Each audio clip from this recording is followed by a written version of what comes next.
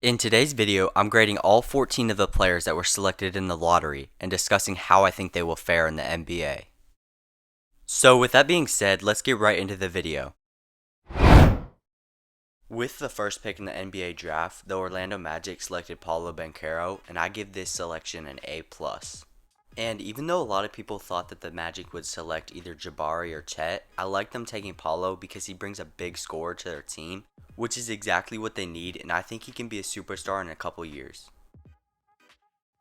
The next pick, we saw Chet Holmgren heading to the Oklahoma City Thunder, and I give this pick a B+.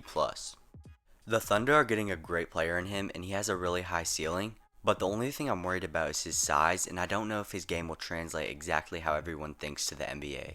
So I would have liked to see them take Jabari here or even Jaden Ivey, but Chet does have a high ceiling and he fits well with the Thunder trying to rebuild. With the third pick, the Houston Rockets get Jabari Smith, and I'm giving this pick an A+.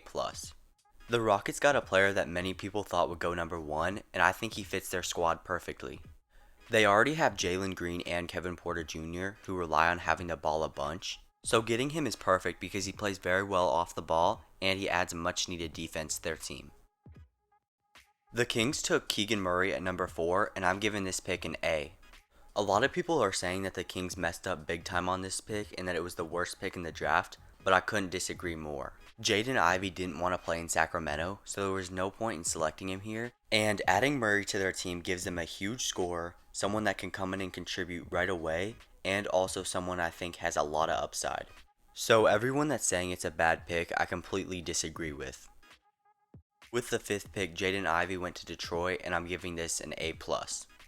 Obviously, Ivey has what it takes to become a star in the league, and pairing him next to an elite playmaker in Cade Cunningham is going to be really fun to watch.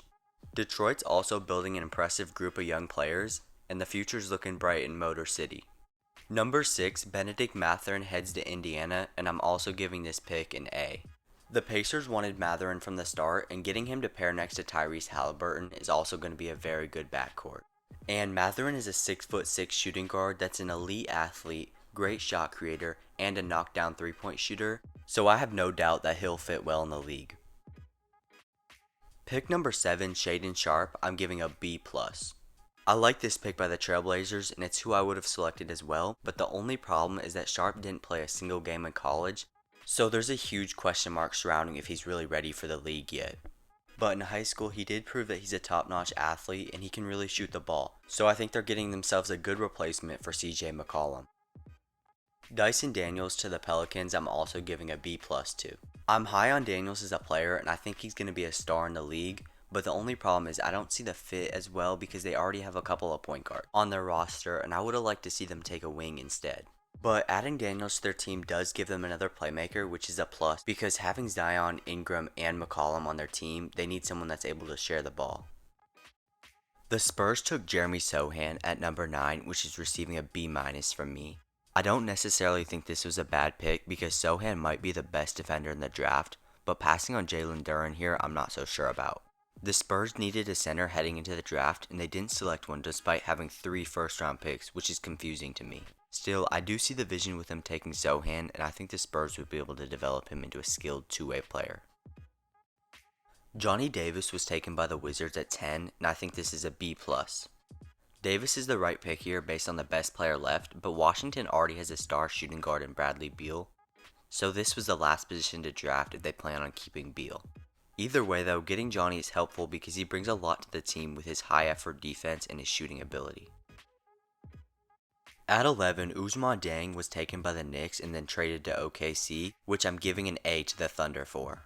I think Dieng's upside is incredible as a scorer, playmaker, and defender, and even though the Thunder will need to work and develop him for a while, his potential is crazy and OKC is already in a rebuilding mode right now, so adding him to the team is perfect for them. The Thunder also had the 12th pick and took Jalen Williams, which I'm giving them a B for.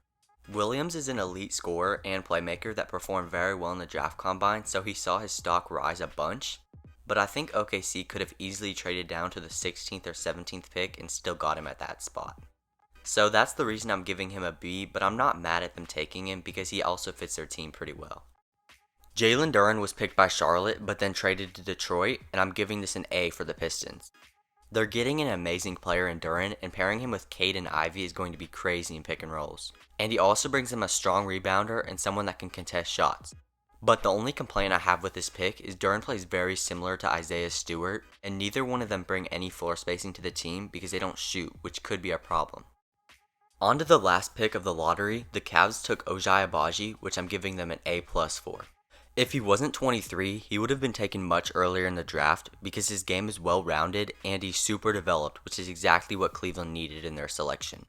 Since they're looking to win right now, I think Agbaji is ready to come in and play right away and help their team be successful. So I really like this pick by the Cavs. That's it for this video. Thank you so much for watching, and make sure to like and subscribe if you enjoyed. Also, check out some of my other videos that are on the screen right now.